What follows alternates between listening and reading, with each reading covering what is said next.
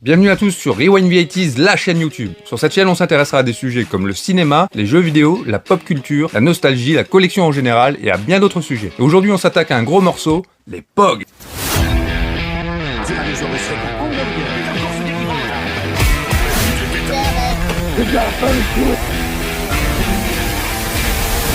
You're gonna need a bigger boat.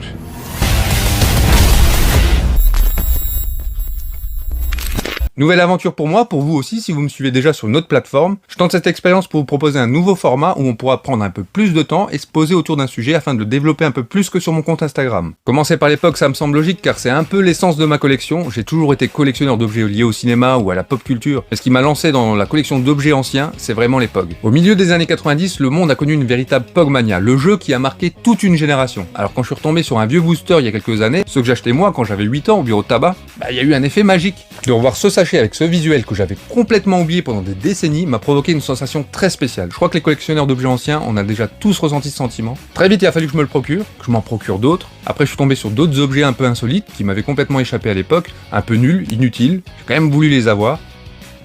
On n'est pas là pour décrire les symptômes de la collectionnite. On n'est pas chez le psy, on est là pour passer un bon moment. On se soignera plus tard. Beaucoup plus tard. Alors les POG, c'est des petites rondelles en carton que t'empiles les unes au-dessus des autres et que tu tentes de retourner avec un kini. Les kinis sont en plastique, donc plus robustes, enfin en plastique, plus précisément en sulfure de polyphénylène riton, un thermoplastique inifuge résistant aux produits chimiques, un polymère semi-cristallin thermostable pour faire simple.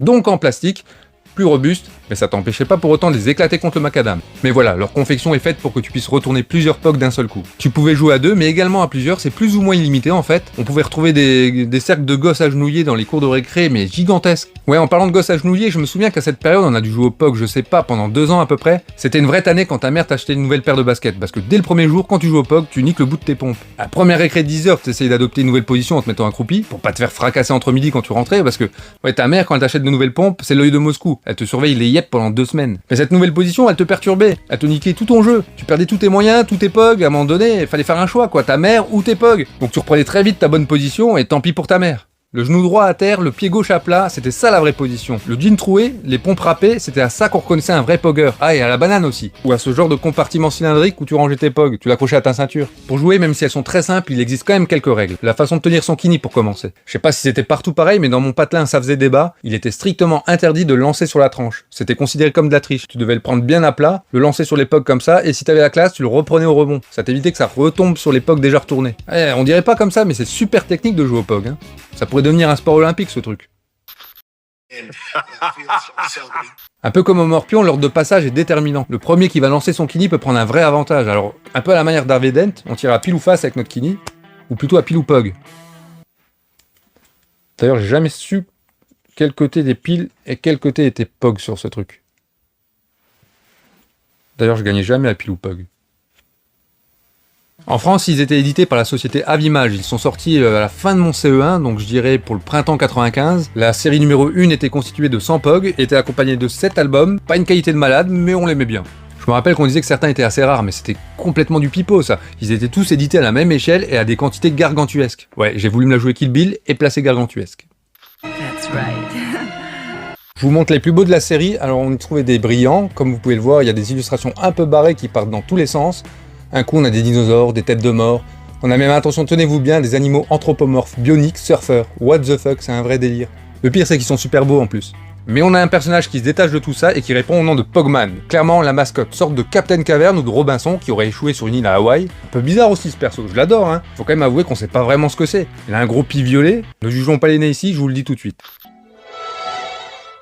Il a clairement des mains et des pieds humains, donc on pourrait penser qu'il s'agit très probablement d'un homme, une dentition humaine également, bien que très négligée, mais il a une fourrure tachetée épaisse et orange, alors qu'il traîne sur les plages d'Hawaï. Aucune logique. Ah d'ailleurs, pourquoi Hawaï? C'est clairement un thème récurrent. On va se concentrer là-dessus parce qu'il y a bien une explication logique à ça. Les POG en sont tout simplement originaires, ils ont été inventés là-bas à la fin des années 20, ou plutôt le jeu a été inventé là-bas, car il s'agit tout simplement de bouchons de bouteilles de lait que les enfants ont récupérés pour jouer avec. C'est des bouchons tout simples, sorte d'opercules que tu peux retirer complètement, ou partiellement en tirant sur une petite languette pour boire directement à la bouteille. Le terme anglais 1000 caps vous évoque peut-être plus quelque chose. Le kini était réalisé avec plusieurs bouchons collés ensemble.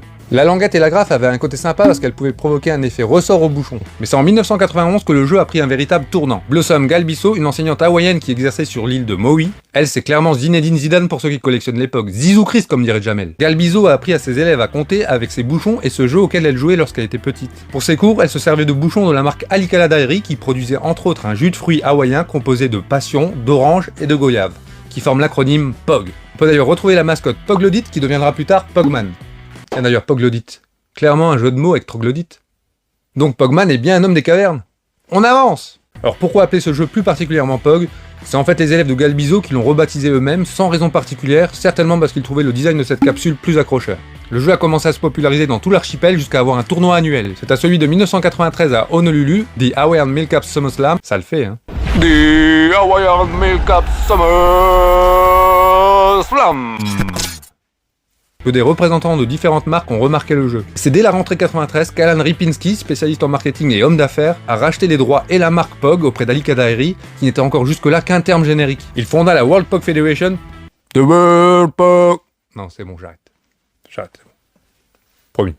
Il fonda donc la World POG Federation pour connaître le succès mondial qu'on lui connaît. Et en véritable homme d'affaires, Ripinski va les distribuer absolument partout. Il y a un côté très facile à produire dans le sens où c'est que du carton. On en avait dans les paquets de piles de lessive, de farine, de fromage, de soda, même chez ton assureur t'en avais.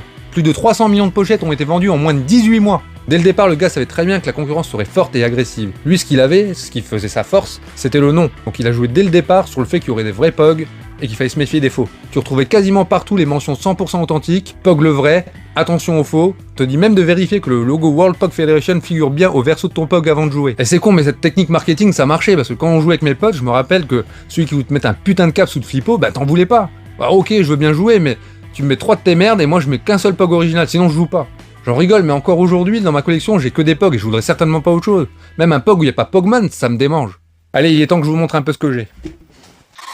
Alors j'ai toutes les séries à l'image complète en classeur, donc certaines que j'avais d'époque, que j'ai eu quand j'étais gosse, d'autres que j'ai refait au fil du temps, que j'ai complété. C'est bien, mais c'est pas ce que les collectionneurs on recherche. On est plus sur les boosters scellés. On a le série 1, le plus iconique pour moi, celui que tout bon collectionneur se doit avoir. Mais le souvenir qu'il m'évoque en fait, c'est je suis au CE1, je vois des CM2 jouer avec, c'est la première fois que je vois les POG. Ils veulent pas que je joue avec, pas parce qu'ils sont plus vieux que moi et que je suis trop petit, mais c'est parce qu'on fait pas de partie blanche en fait au POG. On joue et ceux qu'on perd, on les perd vraiment. Donc ils veulent pas me laisser jouer, ils me disent que je trouverai des POG au bureau de tabac. Donc moi je vois ça, je deviens complètement dingue, il m'en faut absolument. Dès que je rentre sur le chemin, je m'arrête au premier bar tabac. Je demande au gars des POG, je sais même pas comment ça s'appelle, donc je lui explique des rondelles, machin. C'est pas clair, mais de toute manière le gars ne voit pas de quoi je parle et il n'en a pas puisque c'est un bar tabac, il ne vend que des bières et des clopes. Donc je rentre bredouille. J'aurai mes POG que le lendemain quand j'irai au centre-ville ou j'irai dans un vrai bureau de tabac. Le série numéro 2, alors j'adore ce visuel, plus de POG, pas de pini, bizarre, l'économie sûrement, plus de carton, moins de plastique. J'ai la série quasiment complète, j'ai les 99, il me manque que le numéro 100, je l'ai jamais vu, pour moi je suis persuadé qu'il est super rare parce que même dans la collection d'un pote ou en jeu je l'ai jamais vu. Je vais chez Toys R Us, je tombe sur ce genre de pack, où contrairement au booster, en fait, certains POG ne sont pas cachés, et je vois le visuel d'un POG que je n'ai jamais vu. Donc je suis persuadé que c'est le numéro 100, ma mère me l'achète, à peine dans la voiture, j'ouvre, c'est le numéro 100, j'ai mon POG super rare, le précieux. Le voilà, le fameux numéro 100, c'est resté un rêve de gosse pendant super longtemps. Donc voilà, ça a été mon bien le plus précieux pendant des années. Depuis que je recollectionne les POG, je suis retombé dessus 1 million de fois à peu près sur les plateformes de revente, il est pas rare du tout. Rêve de gosse brisé, mais bon, je l'aime bien quand même. Le série numéro 3, le Tour du Monde. Alors ça, c'est la dernière série mainstream, on va dire, avec Pogman. Il y en a eu d'autres après, mais c'est la dernière série de l'âge d'or des POG, on va dire, quand ils étaient encore à leur prime. On le sait, quand les séries sont à la fin, elles sont moins produites que les premières, ce qui fait qu'aujourd'hui, ce booster-là est vraiment rare. Pas comme mon POG numéro 100 à 2 balles. Quand tu collectionnes les POG, le Graal, c'est lui. Alors on avait la série exclusive McDo. Alors ça, c'est une époque, franchement, où t'allais au McDo et t'avais des POG, quoi. Une époque où ils faisaient bon vivre, putain. POG, gluten, huile de palme et crustacés. Aujourd'hui, on a calvitie, burger veggie et coloscopie. Alors je rigole, je dis ça, mais je l'aime bien notre époque. Le Covid, tout ça. Cacher mon nez derrière un masque chirurgical, moi ça me va. Il y a eu d'autres collabs avec McDo, donc des Toy Story, des triples collabs, parce que c'était avec Disney en même temps. Pocahontas a même eu sa propre série hors McDo. Alors on a le booster de la série animée Batman, donc ça c'était forcé, le cartonné à l'époque, les jouets Kenner étaient magnifiques. Hors Pogman, c'était la collection qu'on préférait faire. Il y a eu les Mortal Kombat, les Power Rangers, les Horror Show. Alors cette série, vous savez, c'est comme dans les films d'horreur où le méchant se fait buter, et puis il se relève pour te faire une dernière frayeur avant de se faire vraiment buter. Et les Horror Show, c'est ça. Une dernière petite tentative de POG avant de mourir pour de vrai. Ce qui est marrant, c'est que selon les pays, on n'avait pas les mêmes séries. On avait les mêmes illustrations, mais pas dans le même ordre de sortie. Tout était mélangé, bref, c'était un gros bordel. Je me souviens avoir été en Angleterre et avoir trouvé ce booster, alors là, j'étais complètement fou. En plus, ce design, il est magnifique. Et trouver un booster inédit en France que je n'avais jamais vu, c'était fou. J'étais le roi de la cour de récré avec mes Poxo British. Les boosters anglais sont très beaux et assez proches des nôtres. Les Américains, alors pourtant ça vient de là-bas, mais pas très recherché, trop simple. Franchement, ils sont pas terribles. Il y a les Canadiens aussi, alors le design est beau, mais la qualité du papier est pas terrible, quoi. Il n'y a pas de booster italien, alors ils sont très proches des nôtres, sauf que leur série 3, notre série 3, c'est leur série 2, enfin c'est un vrai bordel. Mais en tout cas, si vous en avez, je suis preneur. Alors j'ai quelques boîtes aussi, alors j'ai la boîte Batman Forever, j'ai la boîte... Qu'est-ce que j'ai comme boîte aussi? J'ai la boîte Mortal Kombat, j'ai la boîte World Tour. Enfin, les boîtes entières, c'est ce qui me faisait rêver quand j'étais gosse, parce que ça te fait penser au bureau de tabac. Et quand j'étais gosse, je rêvais d'avoir un bureau de tabac et d'y vendre des crêpes. Alors, on a la peluche Pogman, bien évidemment, la figurine sous blister, voilà, pas mal de petites plaquettes, de booster grec aussi, un peu étrange. On dirait une boîte d'allumettes. Et voilà, on a fait un peu le tour de ma collection. Maintenant, place à la démonstration.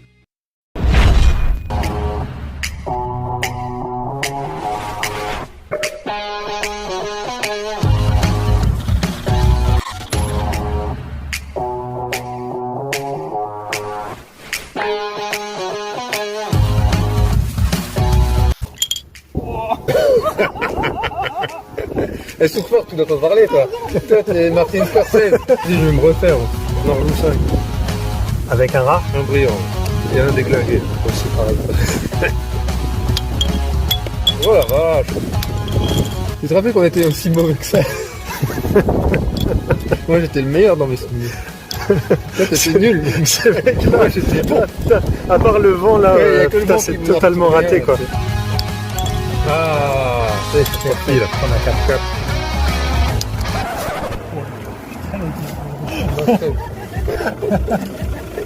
Qu'est-ce qu'il est con. Je l'ai comme ça. Je me suis dit, qu'est-ce que c'est ce truc? Je me foutais dans mon enceinte. On est dans mon école primaire. Dans mon école primaire. Je suis parti en arrière, quoi. Ah ouais. Putain, je fais qui c'est le connard qui joue pas, je vois tout ce jeu là.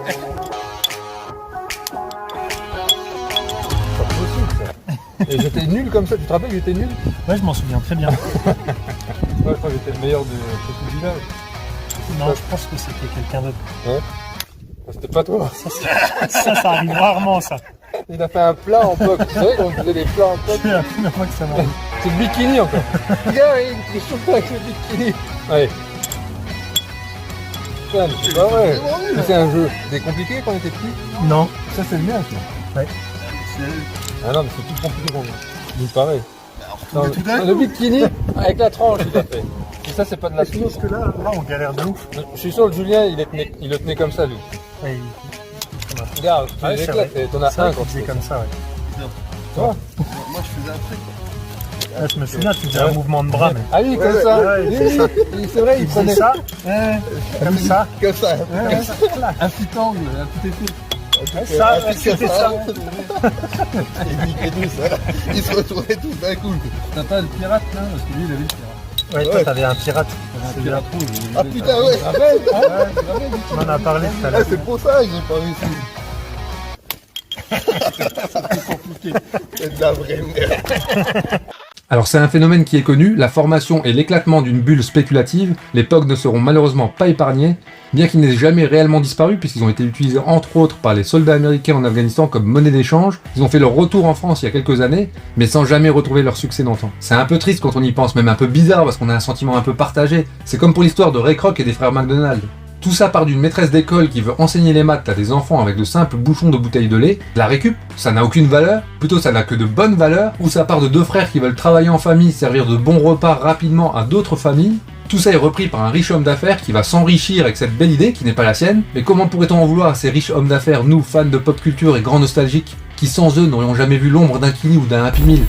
Voilà, je vous laisse sur cette réflexion, je vous remercie d'avoir regardé cette vidéo, j'espère que le format vous a plu. On se dit à la prochaine pour un autre sujet. Et avant de quitter la vidéo, soyez sympa, rembobinez-la. Je sais pas, moi, tu auras une VHS, tu la rembobines, non? Là, c'est numérique, tu fais plus. D'ailleurs, le respect, il est numériquement mort. Il est mort avec le numérique, le respect.